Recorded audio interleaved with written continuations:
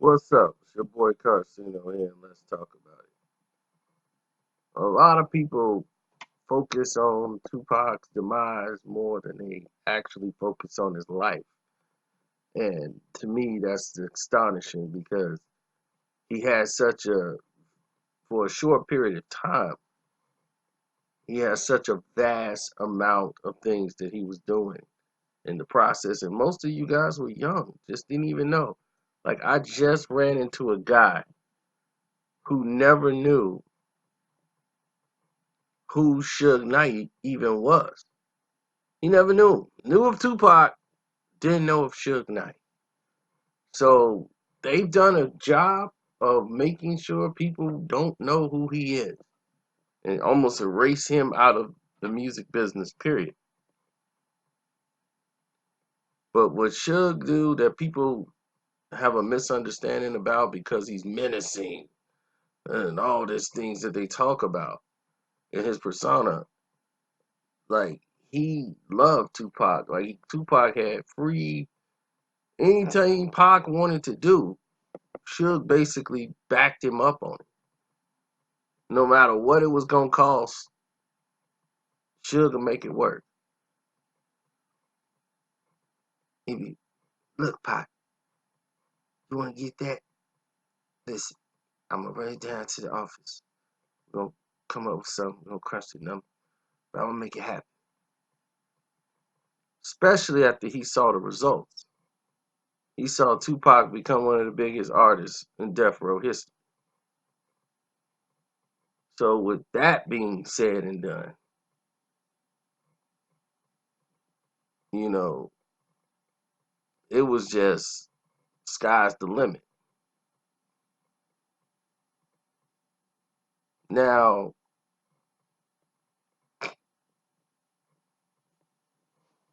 it was a point where things weren't more than just records to Tupac. He wanted a legacy, not just in sports, not just in entertainment, not just and when I mean sport, not Tupac played a sport, but in that realm of sports and entertainment. Not and just looked at as an artist. He wanted to be looked at as a figure who made a change, who helped make a change. Like he said, he wanted to be the impetus, okay, the generator to spark a change in the system because the system was broken. The way he was treated as an artist, being on Interscope for all those years and had nothing when it came down to all the millions of records he had sold. He had nothing when it came down to it. And that just didn't sit right with him that people were okay with him having nothing. It was like, how is that even possible? While he was sitting in jail rotting. And that brothers is rich and living it up and all these athletes, black athletes and entertainers, they got all these millions of dollars, but they can't go back to the hoods that they grew up in and kick it because there's no place for rich black people to go and chill with themselves. And he pointed out the fact he was driving his car and he was like, look where we live at right now. Look at this place over here. He's like, look over there. There's a mansion. There's a black athlete right there. He's probably running football right now. He's probably playing. But look, he's got a multi-million-dollar house. He got the indoor-outdoor pool. He got about 3, 4 cars in the drive-through. Look at his neighbors. He's an Indian man. He's a doctor. That man's a lawyer. He's like, look at that. That man's over there as an accountant. That man right there, he's like, I don't know what he do, but I guarantee you he's not a professional athlete or an entertainer. All the people in this area who are black are either entertainers or athletes. Everyone else around here are doctors, and lawyers, and they got the same thing as the athlete and entertainer. That's the broken system. And what he was pointing out is not what they had, is what we didn't have. We didn't have the black doctors, the black lawyers in the community at that time, in the areas. He was looking at the total infrastructure being broken. So what he wanted to do was put together a program. Like when Tupac puts something together, he writes it down because he don't want to forget it. When he has an idea, he wants to think about it, write it down on paper. So when he revisit it, he don't, forget it. He wants to go there and revisit it and rehash it and put it down. So when he wrote it down, what he was breaking down was the actual structure on how he wanted things to work and where it was broken at. Because he said you can't put a Band-Aid on the problem.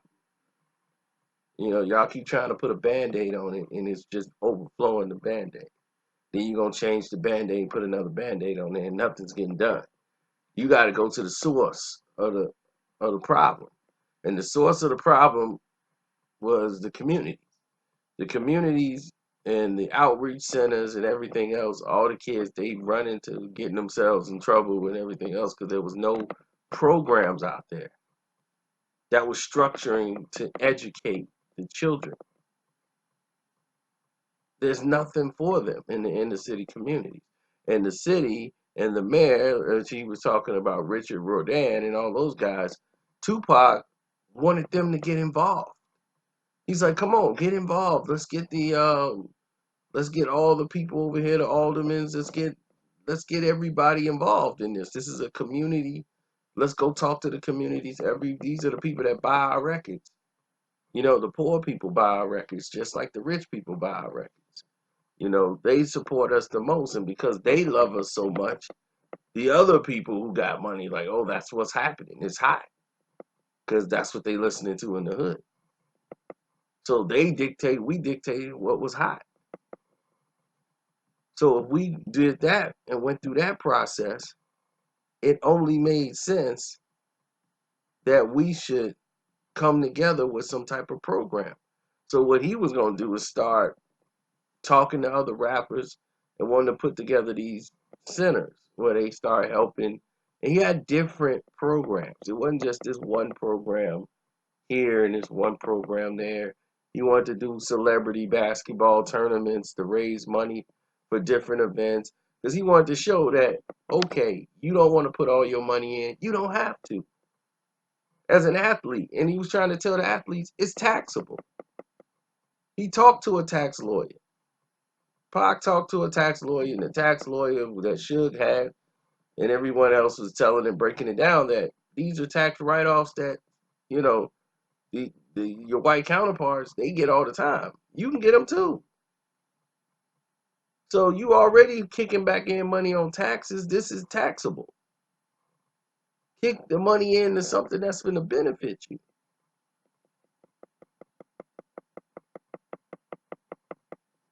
So they went from that process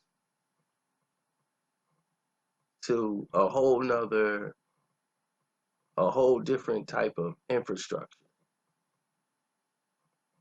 because Richard Rodan wouldn't sign off on it. He wouldn't sign off on putting together an event. They stalled Tupac, and unfortunately, he passed before any of these things got to come to fruition. But what Tupac was going to do was cause a revolt because the governor of California, Pete Wilson, was against Tupac completely, and so was the rest of the Republican structure that they had over there because he was part of the targeted rap artists from back in the 90s and the Dan Quayle and all of that stuff. So Tupac on How Do You Want It mentioned Bob Dole. He mentioned Bill Clinton too, but they didn't care about that. He mentioned Bob Dole.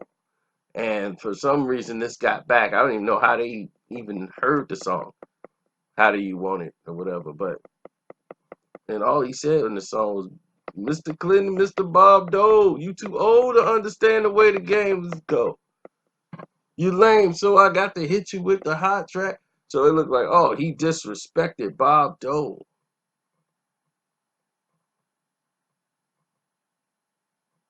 He disrespected Bob Dole. So how dare him mention Bob Dole's name? So because of that, they made it a point and emphasis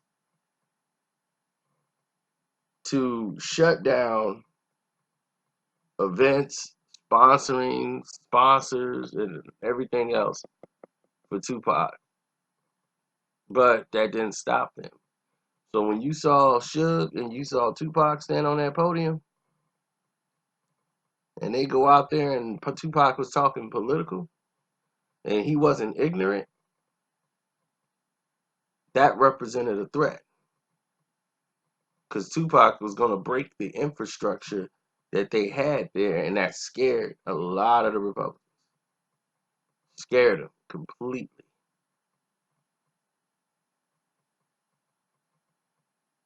Tupac put a lot of fear that their jobs weren't safe. He was going to gather the brothers to vote and hit the polls, and he was. He was going to change this infrastructure. If you weren't going to go along with the plan and you was trying to hold it back, the people were the ones that made that decision. And C. Dolores Tucker, they was using her as the gas because she's black. Oh, C. Dolores Tucker is black, so she solidifies everything that we've been talking about. C. Dolores Tucker, everything, she used to work and get checks from the same music. The music has not changed since 1989. She was getting checks then. Music didn't just start getting vile when Tupac came around.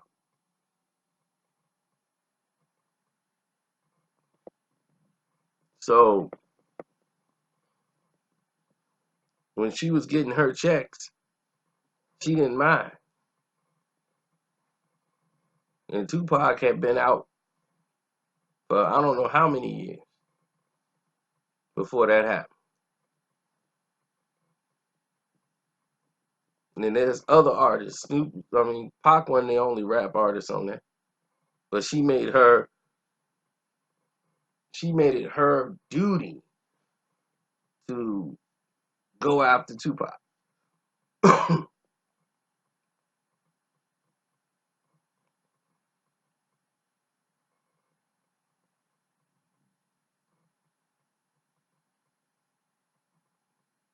She even brought up a ridiculous lawsuit saying because Tupac mentioned her name on a record, it affected her sex life. She actually brought that to court, trying to get some money.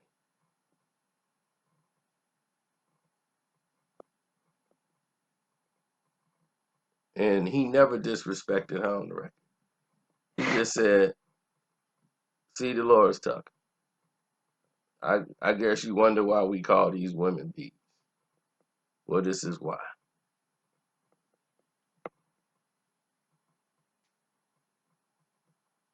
So that's why that's all he said. It just didn't make any sense. But it shows, even to this day, we don't have this structure. Tupac's been gone since 96. And I know a lot of you want to believe he's in Cuba, he's somewhere else.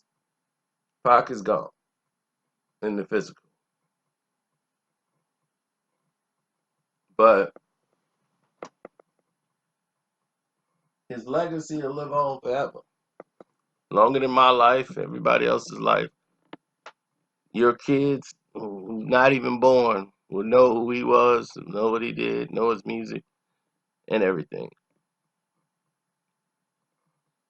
Hell, this video might get played long after I'm gone. Who knows? But one thing about him, he was very passionate about getting things done. Very passionate. An extreme work ethic. And somebody with that kind of work ethic and that kind of drive is dangerous to a system because people will follow him, and not just black people.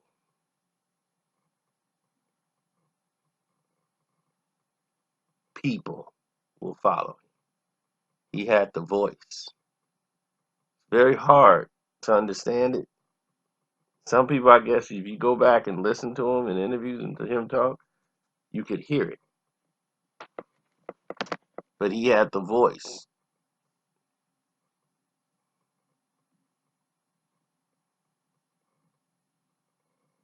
So that being said, hope you liked the video. Hope it was informative enough for you. And if you would like to donate to the page, you could click the link in the description box. Hit the Streamlab up. I appreciate all your support. Or if you have a Cash App, you can hit me up on Carcino. That's my Cash App. And y'all have a blessed day.